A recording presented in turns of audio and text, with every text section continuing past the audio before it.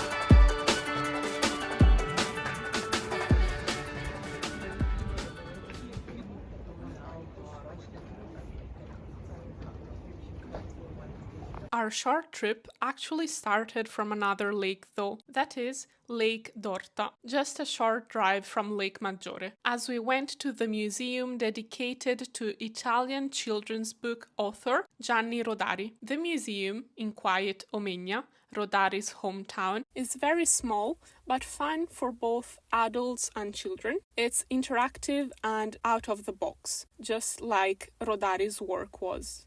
As a child, I loved listening to his stories before bedtime, and I was just one of many. As a matter of fact, he's been such a cherished author in so many Italians' childhoods. Gianni Rodari was born in 1920 in Omegna. He worked as a primary school teacher, and during this time, he found out that he was good at making up children's stories. Not so much because he wanted to, but as a strategy to get his students to pay him attention. In 1940, Italy entered the Second World War. However, Rodari was excused from military service because of health reasons.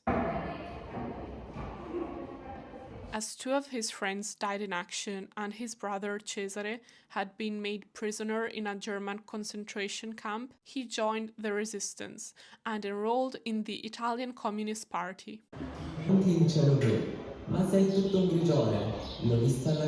After the war, the party got in touch with Rodari. In the next few years, Rodari wrote for communist papers, and l'Unità in particular asked him to write children's stories. And then he also began publishing books.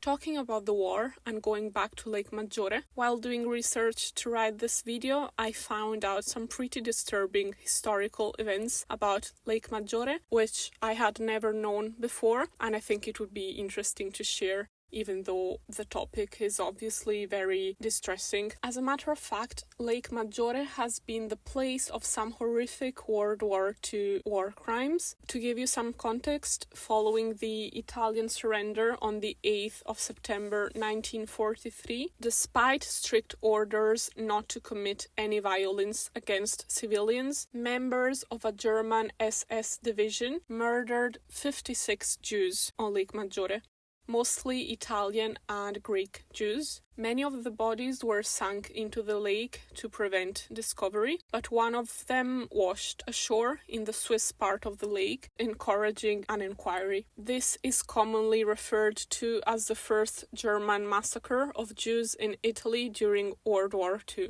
The event that hit me the most was the Hotel Mena massacre on the southern shores of Lake Maggiore. Hotel Mena was owned by a Jew couple who had moved to Italy from Constantinople. In September 1943, the hotel housed a number of Jewish guests. Most of them had escaped the Nazi occupation of Greece. The area around Lake Maggiore was not under Allied control, and on the night of the 22nd of September, most of the Jewish residents of the Hotel Mena were executed and their bodies were thrown into Lake Maggiore. The Italian police had lost the report of the Mena massacre, but it was found again in 1994, along with other files of hundreds of war crimes committed by German soldiers who were still occupying or were retreating from Italian soil.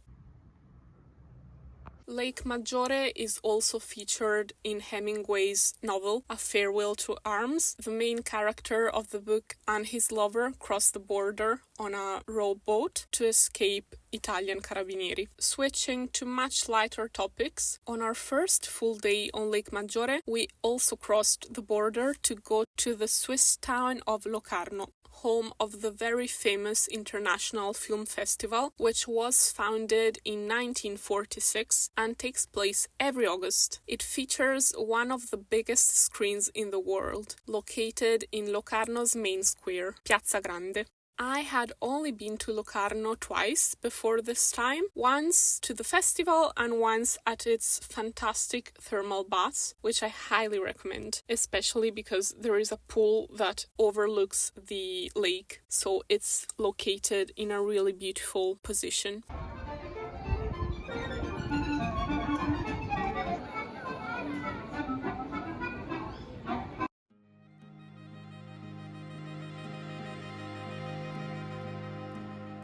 You're in the watchtower at the back of of my mind, and I'm stuck doing time.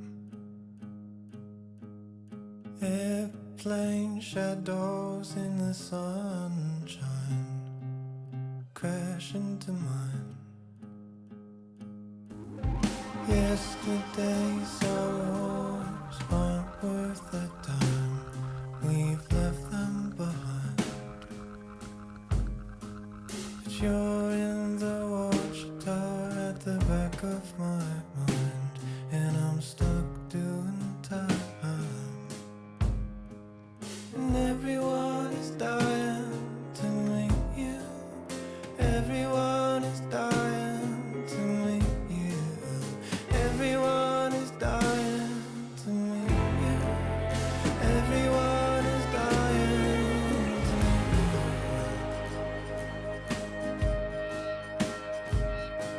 Sucking up poison is part of the charm with you in my arms.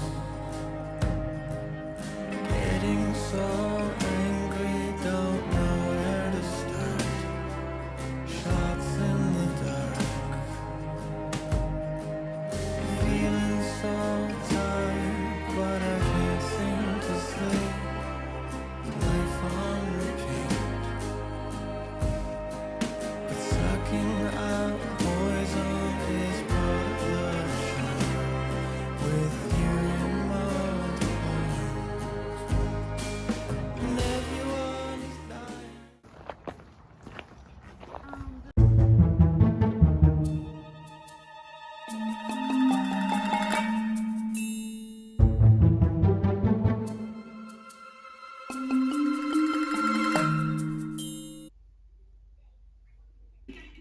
Non più tardi, subito!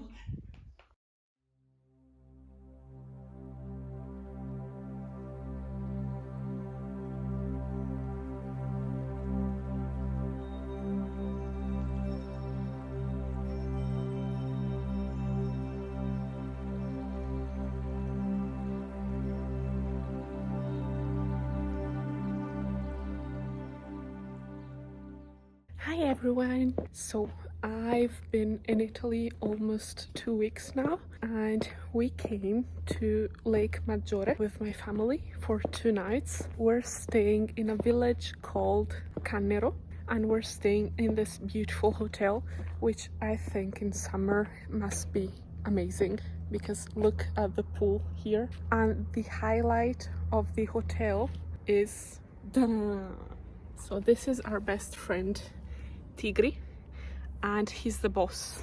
Tigri, vieni qui. Lake Maggiore, it has 2 sides. One is in Switzerland and one is in Italy, and we are in the Italian part, in the region of Piemonte, which shares the border with Lombardy, which is my region, where Lake Como is. And yesterday we went to Locarno, which is in Switzerland, and it's a really beautiful town.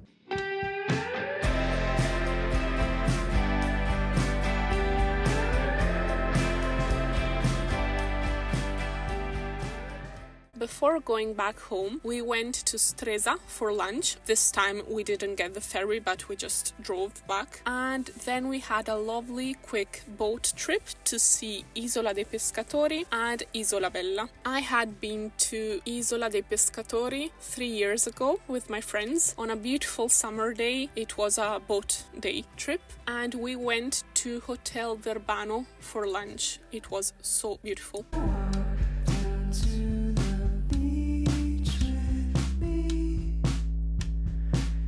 The boat trip was just 30 euros for the 5 of us, which I find incredible. Maybe it was that cheap because it was low season.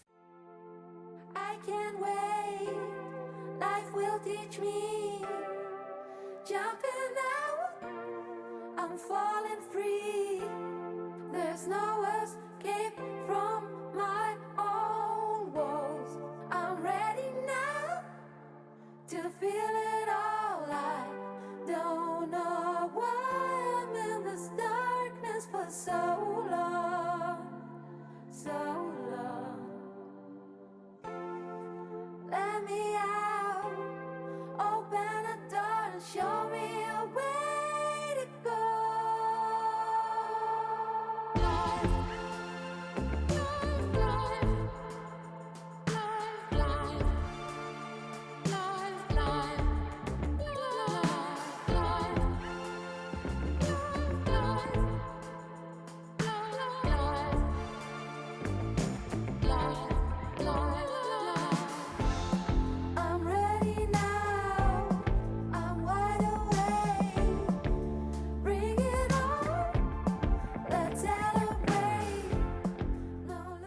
I hope you enjoyed this video, and I'll leave you with some footage from Milan, where I spent a lovely Sunday afternoon with my cousin, and I'll also leave you some random footage of random dogs. I should put a compilation together one day, all the dogs from all the countries. Hopefully you'd enjoy it as much as I would. Thanks so much for watching, and I'll see you in the next one. Subscribe if you're not, like, comment and share if you enjoyed this video. Bye!